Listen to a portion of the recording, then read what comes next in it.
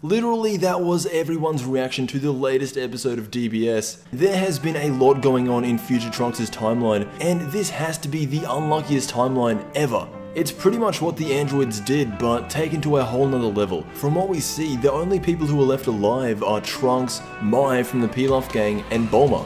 We get to the end of the episode and 2 of 3 have been killed, and I love that because no one other than Frieza and his men have died in the series so far, and like I was saying before, Future Trunks' timeline should be renamed to the Unlucky Timeline. The entirety of the population on Earth has been killed with the exception of Trunks, and they have even resorted to eating cat food. I will say though, this arc without a doubt has the most potential that we've seen in a while, and honestly, even though we are only 1 episode in, you can just feel how much Dragon Ball Super's tone, the number one thing Dragon Ball Super needs, is seriousness, and now we finally have it.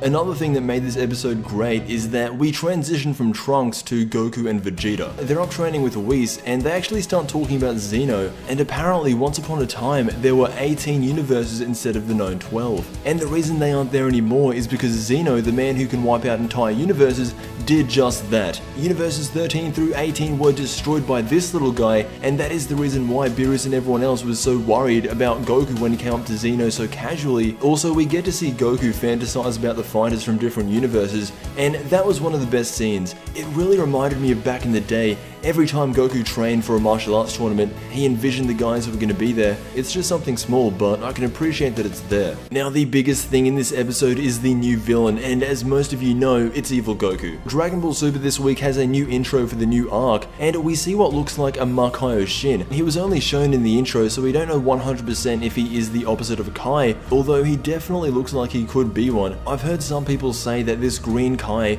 is just a normal Kai from Universe 6 or something, but that's impossible because we've seen the Kais from Universe 6 back in the tournament. The only thing this guy can be is the Universe 7 Makaio Shin, and if he is, this will be a brand new, never before seen god that, unlike the Kais from Universe 6, will actually be relevant. Also, I should mention that he does have white hair, and Toriyama did say the next villain it would be in some way white. Maybe Evil Goku's true form is this green Kai, because there's no way Evil Goku, the guy who killed Bulma and Mai, along with the population of the Earth, is the same Goku that died of a heart virus.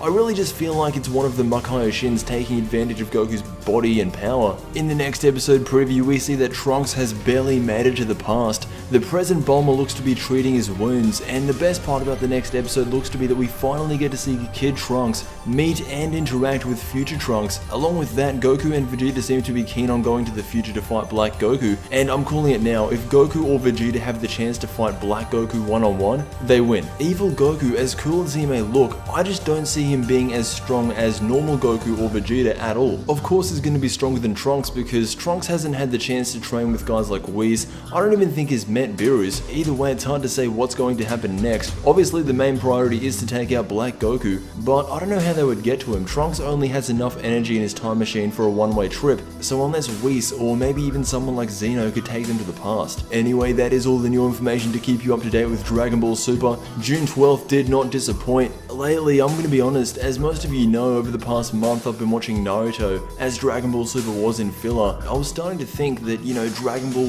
really wasn't as good as I thought it was. However, with this episode, all doubts have been cleared. Dragon Ball Super is at the best it has ever been, and it's only 1 episode in. I want to thank you all for watching, and until we meet again, I will see you in the next Dragon Ball video.